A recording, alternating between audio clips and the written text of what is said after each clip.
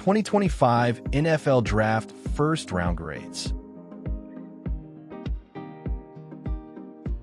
With the 32nd pick, the Chiefs selected Ohio State tackle Josh Simmons. Some backstory on Simmons is that he was arguably the best tackle in this class until he suffered a very bad injury. Even with the injury, however, he was still considered a top 20 to 25 player in this class. So the Chiefs snagging him down at 32 after trading down is insane. Josh Simmons would have been a potential top 10 pick pre-injury. So the Chiefs got a potential franchise left tackle all the way down at 32 seriously. How do we let this happen? I give it an A grade instead of an A+ simply because there's a great chance Josh Simmons' injury is too big to overcome. However, I don't think that will be the case.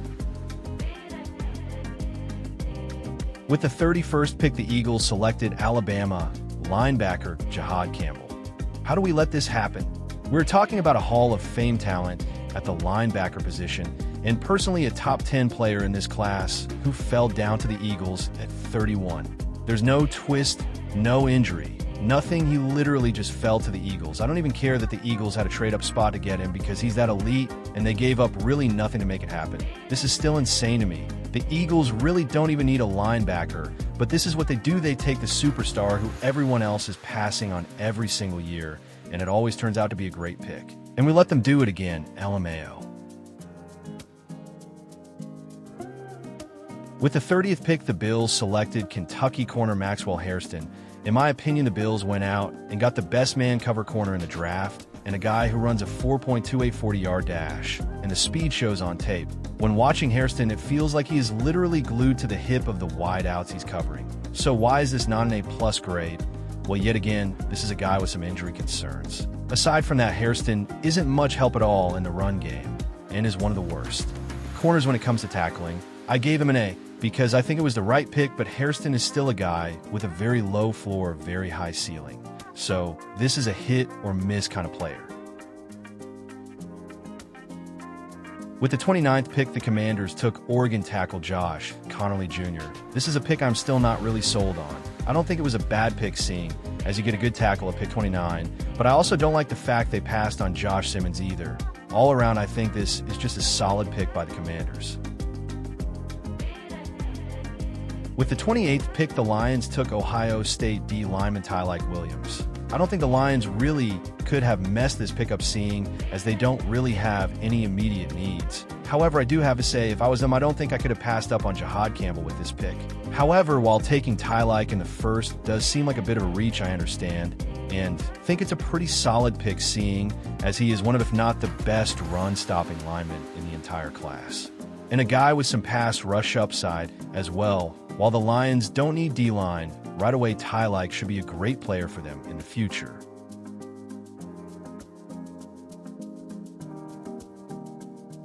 With the 27th pick, the Ravens selected Georgia safety Malachi Starks.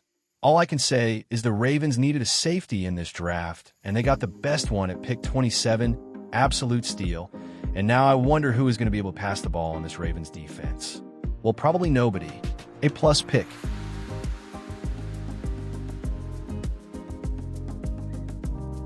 With the 26th pick, the Falcons took Tennessee edge James Pierce Jr.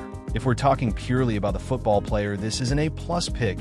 However, the Falcons only got this player by trading way too much to get him, as they traded away their second-round pick from this year and their first-rounder from next year in order to get Pierce. While I don't think that trade is the worst trade ever, I do think it's a bit too much also seeing as this is a guy with some character red flags, the Falcons' 2026 first round pick is more than likely going to be much better than pick 26. So all around, they traded a better first-round pick for a worse first-round pick and a second-round pick for a third-round pick and gave them a free 7th on top of that. So this just feels like a major trade down if I'm the Falcons. But there's a legit scenario where Pierce makes us eat those words and helps turn this Falcons defense into one of the scariest in the league.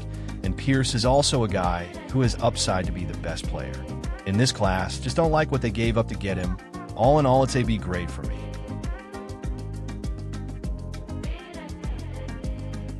With the 25th pick, the Giants traded up to take Ole Miss QB Jackson Dart. Well, we all know how weird the QB class has played out so far, and personally, I think this was one of the worst moves in the first round. The trade was the Giants' second-round pick, which was number 34 overall, and 2 third-round picks for the number 25 overall pick. What are we doing? You pretty much gave up 2 third-rounders to move up 9 spots for a boom or bust QB. I don't absolutely hate Dart, which is why I'm giving it a C+ and not a C or C-, but man, I just don't think the Giants needed to give up that much to take a QB you don't even need right now. If I was the Giants, I would have saved my picks and took more of a surrounding cast, and then try to make a move on a much better QB class for next year. With the 24th pick, the Vikings selected Ohio State guard Donovan Jackson. This is just another solid pick. I don't have much to talk about. The Vikings needed a guard, and they took the best one available. Personally, I think they could have gone with Starks or even a Manwery, but I'm not mad at the Donovan Jackson pick. With the 23rd pick, the Packers selected Texas wide receiver Matthew Golden. This is my favorite pick and player of this entire first round. If you've seen my breakdown on Golden, you would know why I love him so much. And personally, I have Golden as a top 10 player in this class, and seeing him fall to the Packers at 23 felt insane to me, as I felt like the lowest he should have was the Cowboys at 12, and as a Panthers fan, I would have rathered him at 8. So, the Packers getting him at 23 is an absolute steal, but not only is it a great player, but I think it's an amazing fit as well.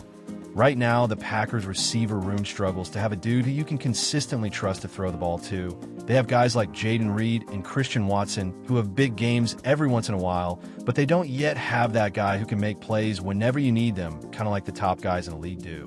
Well, Golden is that guy. Plugging him into this offense gives Jordan Love a dude who he can constantly get the ball to down the field, which in return will open up guys like Reed underneath. Overall, I'm super excited to see Golden in Green Bay, and I think this could be the difference maker in a Packers Super Bowl run in the future. With the 22nd pick, the Chargers selected North Carolina running back Amarian Hampton. I have mixed feeling on this pick, as I was one of the guys that didn't think Amarian should go this early in the draft. However, yet again, I'm not really mad at the pick. It gets a B- for me, because there were a lot of different ways I think the Chargers could have gone here. One of those ways being Matthew Golden, who I think would have been a perfect plug and play player for the Chargers, and Justin Herbert. Again, though I'm not mad at the Hampton pick, I just think there were more immediate needs they could have addressed. With the 21st pick, the Steelers selected Oregon D lineman Derek Harmon. This is another pick where I don't think there's much to talk about. Harmon completes that Steelers D-line, and he gets to learn behind Cam Hayward and eventually take over for Hayward as well. Harmon is a very high upside, low floor player, so I think Pittsburgh is a great fit for him. This is a Steelers team who seems to be very close to being a Super Bowl caliber team. They're just missing something, and that something may just be a quarterback, so this pick sets them up for one in next year's class. With the 20th pick, the Broncos selected Texas corner Jody Barron. Yes, this was a great pick for the Broncos, as they now get, in my opinion, a game-changing plug and play nickel at 20.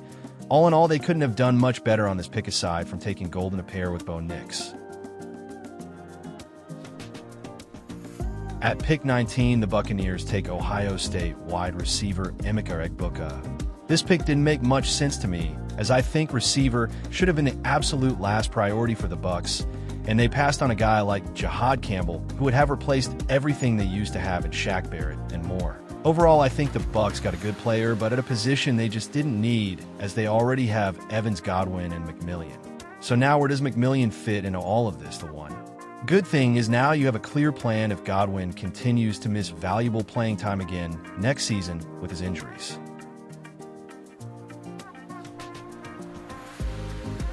With the 18th pick, the Seahawks selected North Dakota State guard Gray Zabel. The Seahawks needed a guard, and they got a pretty dang good one. I think this might be a bit high for Zabel, but I'm not mad at it, seeing as they landed a great player at a position of need. With the 17th pick, the Bengals took Texas A and M edge Shamar Stewart. Overall, it's pretty good value for Shamar Stewart at a position of need. It's hard to grade this one because Stewart really is boom or bust. I gave an A- because there's a legit chance you got a top 10 2-12 player in this class with the 17th pick. With the 16th pick, the Cardinals took Ole Miss D lineman Walter Nolan. Overall, I think the Cardinals could have addressed many other needs rather than interior D-line, but they did get a very good one at 16, so it's hard to hate on the pick too bad.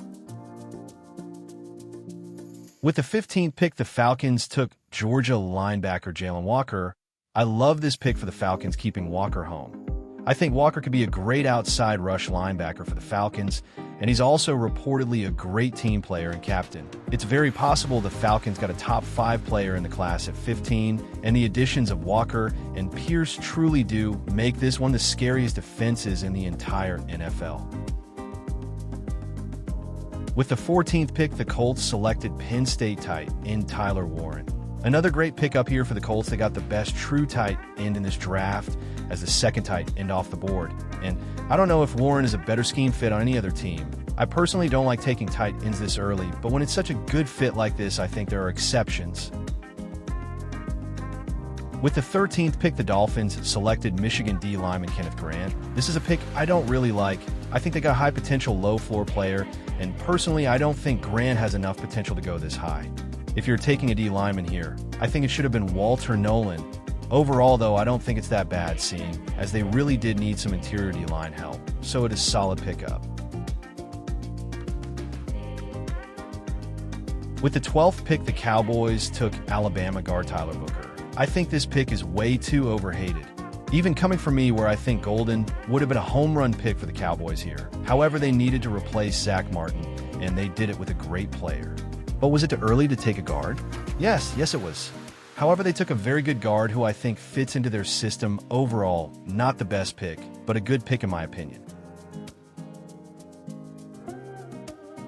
With the 11th pick, the 49ers took Georgia edge Michael Williams. Well, not the worst pick, but not the best pick. This is a player with insane potential, but very low floor yet again. And overall, I just think there were way better edge rushers available at the time of the pick.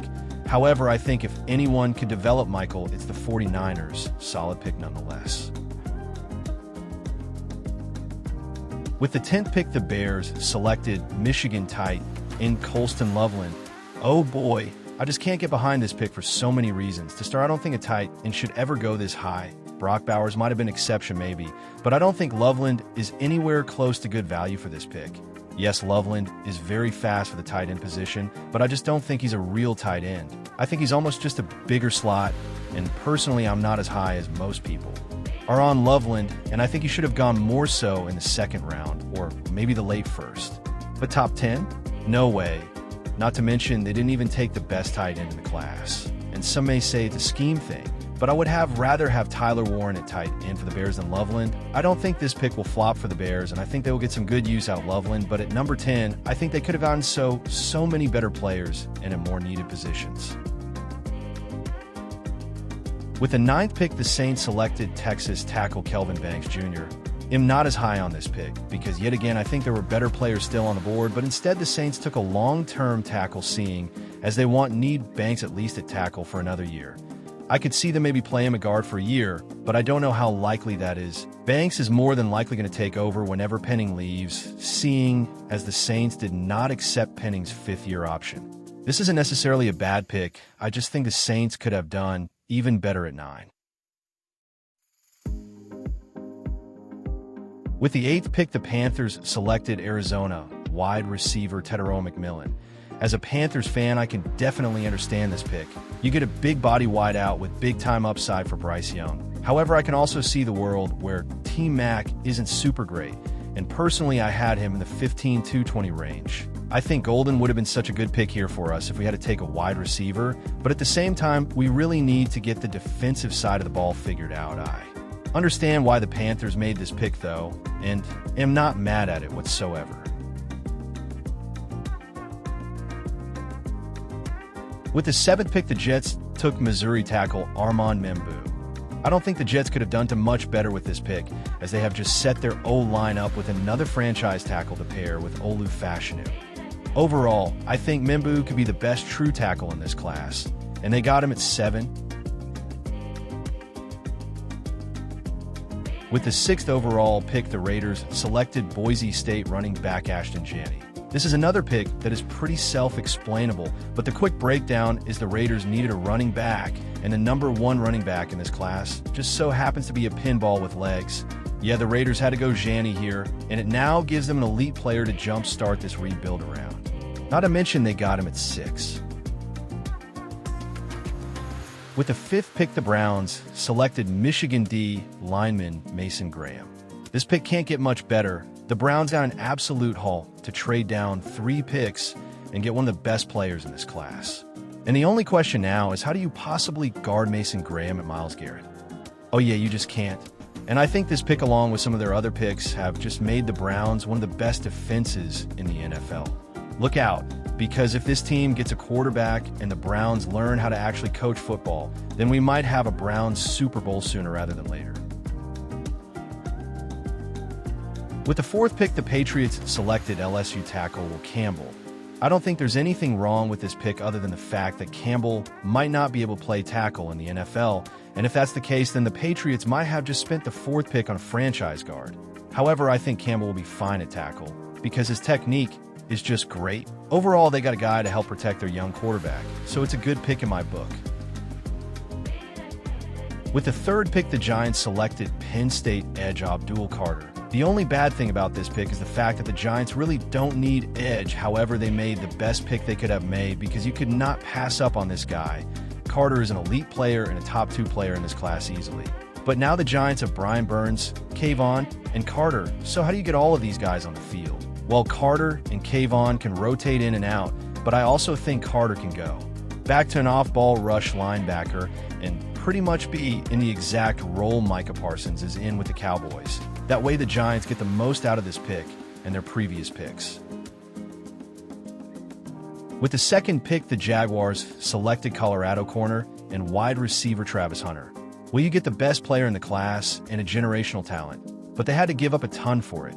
They traded 2 firsts and a 2nd rounder along with a 4th round pick swap to move up 3 picks and grab Hunter. And I just don't think the Jaguars are good enough to be trading away those kind of picks, seeing as their pick next year could very easily be a top 10 pick. This all depends on how good the Jags do next year, because if they do well, this is probably an A pick. If they don't, then this might be a C to B pick. So it's hard to grade the overall pick right now, but I can grade the player, and the overall player Travis Hunter is an A+ generational player and talent.